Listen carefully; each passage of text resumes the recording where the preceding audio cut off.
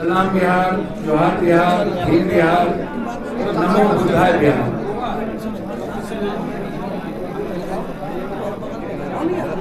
मैं सबसे पहले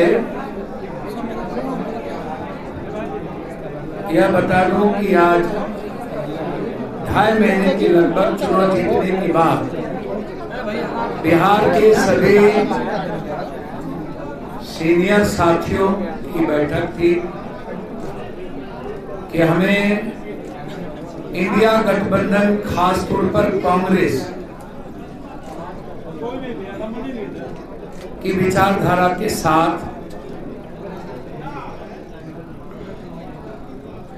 पैसेंस रखते हुए जो महाराष्ट्र, जम्मू कश्मीर, झारखंड और हरियाणा का जो चुनाव है नवंबर के पहले, हम लोग कांग्रेस के विचारधारा के साथ झारखंड में कांग्रेस और हेमंत जी के साथ हम लोग खड़े रहेंगे। देश में जो आज लड़ाई है और उसमें जो राहुल गांधी जी की भूमिका है, उसमें सबसे पहली लड़ाई है आरक्षण, एसटी एससी का creamy layer, Agniveer, examination, lateral, और 14 के बाद से लेकर अभी तक लगातार युवाओं के साथ खिलवाड़, उनके रोजगार के साथ, उनके नौकरी के साथ, ईबीसी, ओबीसी, एसटी, एससी के आरक्षण के साथ। पहला, जब जम्मू कश्मीर पर सवाल उठाते हैं हमारे गृह मंत्री जी, तो मेरा पहला 5 सवाल है। पहला सवाल है कि किसान मरने के बाद आपने क्या किया। दूसरा सवाल है अग्निवीर के मुद्दों पर आपके वादे क्या हुए। तीसरा सवाल है युवाओं के रोजगार को लेकर आप देश के युवाओं को आत्महत्या के लिए क्यों ले जा रहे हैं। चौथा सवाल है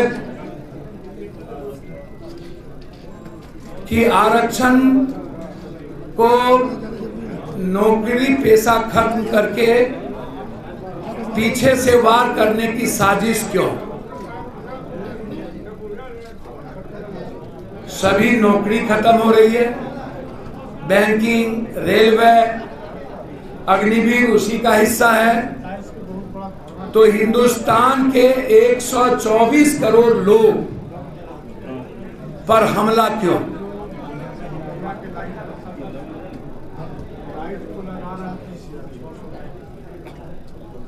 एसटी एससी के क्रीमी लेयर के मुद्दे अभी तक अध्यादेश आपने क्यों नहीं लाया। बिहार में 67% आरक्षण जिसको हाईकोर्ट ने खत्म कर दी, इस पर डबल इंजन की सरकार रहते हुए अभी तक अध्यादेश सदन में क्यों नहीं आए।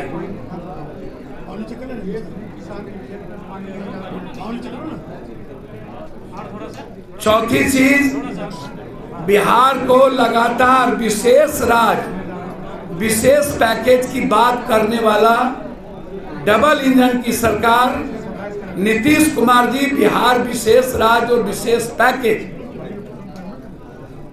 आपकी पार्टी उठाना बंद क्यों कर दी।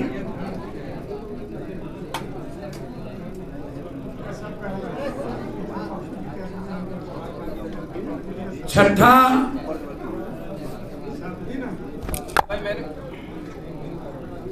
लगातार बिहार में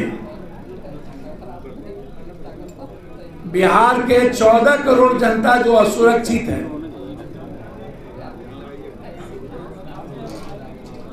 अपराध और बलात्कार जैसी घटना लगातार पक्ष और विपक्ष दोनों मुख दर्शक, और मेरा गुंडा गुंडा तेरा गुंडा महात्मा गांधी, सुभाष चंद्र बोस, ये जो मैं तुम की लड़ाई है सत्ता पक्ष और पक्ष की, इस जिम्मेदारी में पप्पू यादव और हमारे साथियों की जिम्मेदारी जो बढ़ी, आज इन मुद्दों को लेकर आरक्षण, एसटी एससी, नौकरी को खत्म करना, बिहार के विशेष राज और मगध और कोसी सीमांचल मिथिलांचल का विशेष पैकेज जो लगातार मेरे द्वारा 80 बार सदन में 13 क्वेश्चन, आजाद हिंदुस्तान में 40 सालों में कभी भी बिहार के हित में इतने मुद्दे 20 के बाद के लोकसभा में चर्चा नहीं हुई, और बिहार को 59,000 करोड़ रुपया की बात करने वाली दल 2,63,000 करोड़ रुपया दिया यूपी को, 1.5 लाख करोड़ रुपया दिया उत्तराखंड को, और ये 59,000 करोड़ रुपया पुराना पुल बक्सर का अगले साल का बांका का बिजली विद्युत परियोजना को उठा के ले जाना भागलपुर, कोई नई योजना नहीं है।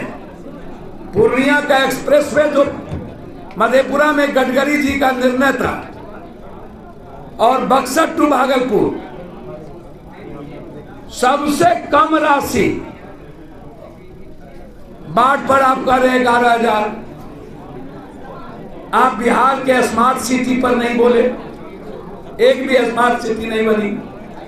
नदी जोड़ने वाली जो बिहार की बात थी उस पर आपने नहीं दिया। फरक्का और भीमनगर बैरेज के रिहैबिलिटेशन पर आपने नहीं दिया। आप 40,000 मेगावाट विद्युत परियोजना जो हाईडेम बनाने को लेकर के संजय झा जी भी और सब बोलते रहे, उस पर आपने नहीं दिया। आपने 3 एयरपोर्ट, पटना तो छोड़ दीजिए, रक्सौल, भागलपुर, मुजफ्फरपुर, इन एयरपोर्ट को जो बढ़ाने की बात थी उस पर कुछ नहीं कहे। नए एम्स पर आपने चर्चा नहीं की, न तो बजट दिया। तो बिहार को आपने क्या दिया?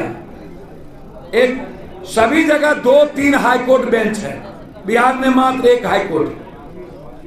लगभग 2-2 उपराजधानी पहले भी थी, रांची और यहाँ एक ही राजधानी है। तो बिहार को 59,000 करोड़ रुपया,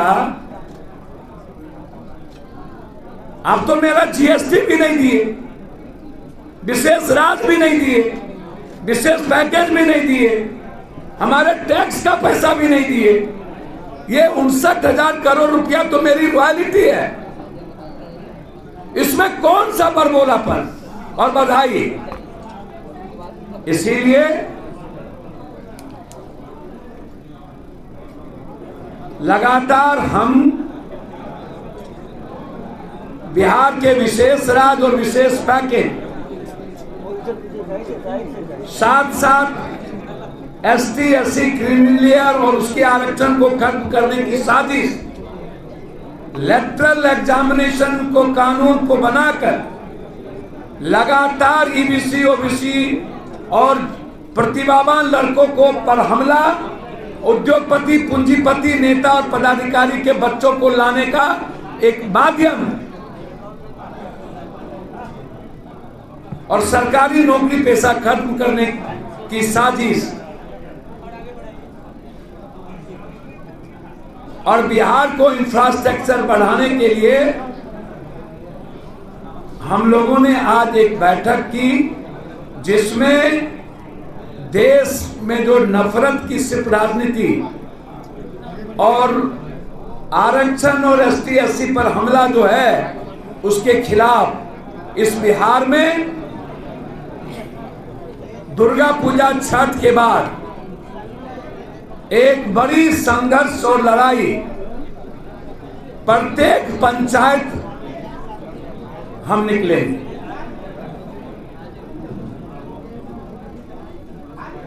ये जो आप ये नए कानून को देख रहे हैं, ये कानून